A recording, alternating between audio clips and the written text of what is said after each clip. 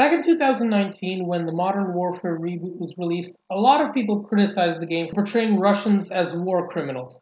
A lot of people never expected the events of the game to unfold in the 2022 invasion. I myself was even shocked, and, well, even in my novels, I never portrayed the Russian forces as murderous madmen. But all that was completely changed after last year, since we saw all the worst crimes against humanity play out in Europe since the Yugoslav wars. Bucha, Izium, Mariupol are all examples of deliberate killings of civilians. There are also cases of looting, indiscriminate bombing, and deportations, and many other more instances. There are cases of Ukrainian women who were raped by Russian troops and they fled to Poland but couldn't get an abortion as Poland does not allow it in any circumstance. Hello, I was given your contacts and I was told you can help me. I was raped in Ukraine. I'm in Poland now. I think I'm pregnant and this pregnancy is really unwanted. I don't know what to do with it. Refugees brought with them from Ukraine the consequences of the sexual abuse. So there are the women escaping to Poland because it's a safe place and the nearest country. From the hell, which is Ukraine now, they are coming to Poland, which is not heaven for women at all. Poland accepted the most Ukrainian refugees since the beginning of this crisis, and most Ukrainian women are very surprised when they come to Poland and suddenly they realize there is no legal way for them to attain safe abortion or day after pill. Polskie prawo aborcyjne wygląda, jak spojrzymy na mapę aborcyjną Europy, wygląda powiedzmy bardzo samotnie. Prawo aborcyjne w Polsce zmieniło się w 1993 roku. Wtedy zabrano nam możliwość przerywania ciąży na życzenie.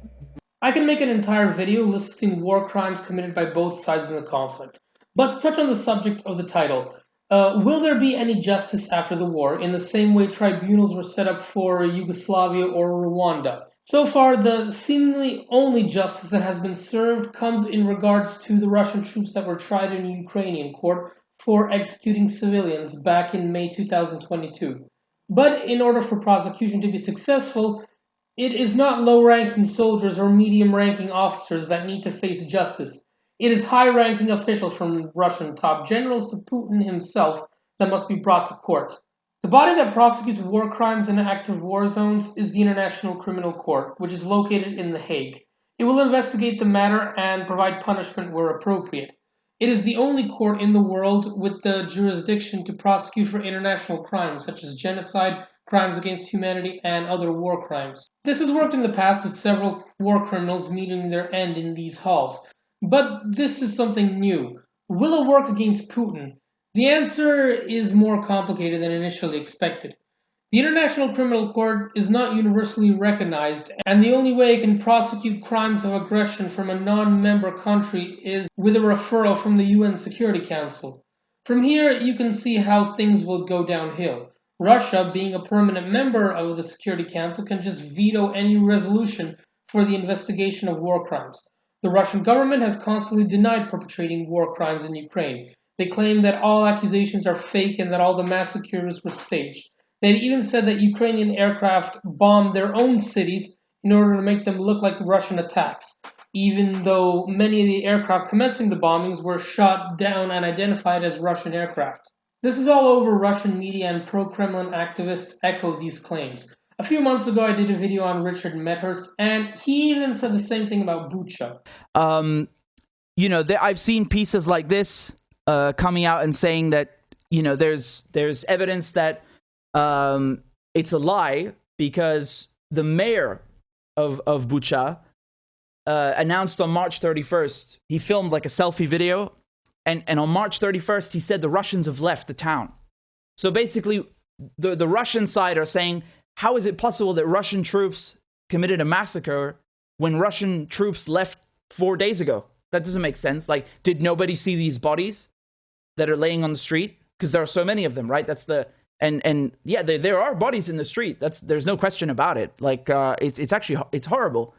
Honestly, regardless of who did it, at the end of the day, these people were killed. And it's very horrible. It's really heartbreaking. And not only that, but dealing with Russia will only be half the battle, as several of Russia's allies have pretty much gone down the same road. China has also very much spread the same narrative that any such massacre is fake. This week, the world was horrified by these satellite images, showing civilian bodies strewn on the street of the town of Bucha in Ukraine. After Russian forces were expelled from the city, bodies were found, tied up, shot, and left to rot. These are war crimes, which makes it pretty hard for China to continue to support Russia. Chinese state-run companies like Sinopec have already been forced to stop investment in Russia because of sanctions. But tying up and shooting civilians, that's kind of hard to defend. The Chinese Communist Party would know. They've had a pretty long history of doing that. That's why China's foreign ministry has called for a probe, but assigned no blame. Assigned no blame. Civilians were executed. Figuring out who to blame isn't rocket science. But from their perspective, there can be two sides to every story. Russia says they totally didn't execute innocent civilians. That's why Chinese state-run media have been quick to emphasize the Russian rebuttal, with two prominent televised reports from national broadcasters CCTV this week highlighting unsubstantiated claims from Moscow that the situation was staged after Russian forces withdrew from the area, which satellite images show is not true. The same has been done for Cuba and Venezuela. With all this, many people wonder, how can Russian officials face justice in the end? One solution that has been proposed is to set up a tribunal outside the International Criminal Court. On February 26, 2022, Ukraine filed a case to the International Court of Justice, but this body only deals with general disputes between nations and cannot prosecute individuals for war crimes. In September 2022, the Council of Europe proposed an ad hoc International Criminal Tribunal for Russia's crimes of aggression.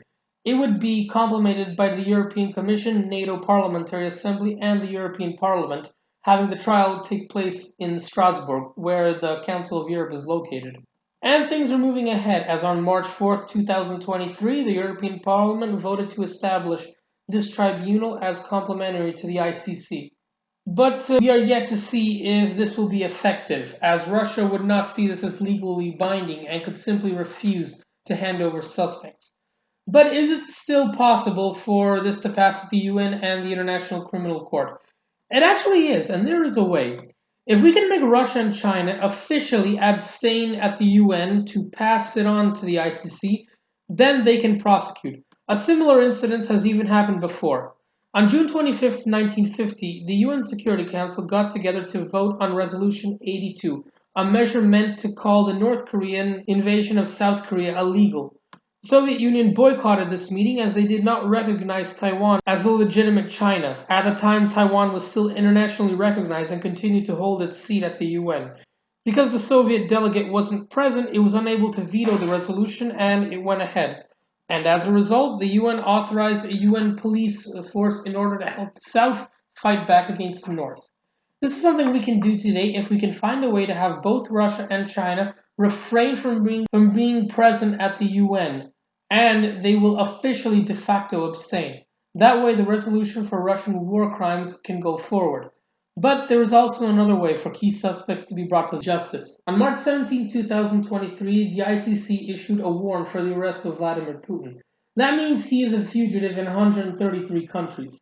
Naturally, Putin isn't stupid enough to voluntarily venture there for fear of getting arrested. But what if the pilot flying Russia's Air Force One could be put on our payroll and divert the plane to an ICC member when there is a planned trip to a Russia-friendly nation? That way, prosecution can take place. But such a plan would be complex to pull off, and it would be a case of state-sponsored airplane hijacking. The only other case of a government hijacking a plane was in 2020, when Belarusian jets intercepted a Ryanair plane and forced it to land in order to arrest a Lukashenko critic. If we're going to be doing something that Lukashenko would do, then it really doesn't look good on us. Not only that, but such an outcome would lead to a global war, to be quite likely, though. Growing outrage over what many are calling state-sponsored hijacking, that passenger jet in Belarus, and the arrest of a journalist on board. For the first time tonight, we're now hearing the air traffic controllers telling the pilots to land because of a security threat. The pilots then asking, where is this coming from? ABC's chief global affairs correspondent Martha Raddatz again tonight. For the first time tonight, we hear the moment Ryanair pilots were told by air traffic controllers in Belarus there was a bomb on board the flight. For security reasons, we recommend you to land and uniform. The pilots head for Minsk airport, repeatedly questioning where this mid-air threat originated, almost in disbelief. The bomb, where did it come from? Where did you find the information about it from? Airport security staff informed they received email. The plane landed, but it was clear there was no bomb. The opposition journalist Roman Protasevich was quickly taken away, his mother today desperately pleading for her son's life. I don't know, she says. If something isn't done, they will simply kill him. They will kill him. This after video of Protasevich played on state TV, the young journalist likely under duress, saying he was healthy, but his parents believe he had been beaten and his nose broken, covered by makeup in the video. And late today, pro-Belarusian government media releasing this video of Protasevich's girlfriend, Sofia Sapega, also likely under duress while detained. Naturally, no war has been fought without atrocities happening, but with the rules of war we can at least minimize suffering and bring these perpetrators to justice after the conflict. No matter which war, we have always managed to bring justice to those that have committed such crimes. Now in the 21st century, when we have made such advances, these crimes will be a lot harder to hide. A lot of people believe that Russia will face justice after this war. An example is Kraut, and he made a short talking about it. I had a conversation recently with a friend about the Russian invasion of Ukraine, and he was concerned about how the Russians are trying to cover up their war crimes by, trying to hide mass graves as regular graves. But I don't think that that will work, and I will show you why. During the trial of Slobodan Milosevic, one of the main pieces of evidence brought against him was this truck. During the Serb war in Kosovo, this truck was filled up with 80 massacre victims and dumped in a river in an attempt to hide the war crime. So why did they bring up this truck as evidence when there were worse massacres? Well, think about it this way. The fact that they tried to hide what they did proved that they knew what they were doing was a crime. When Russians try to cover up evidence of their war crimes in Ukraine, the only thing it proves is that they know that they are committing war crimes.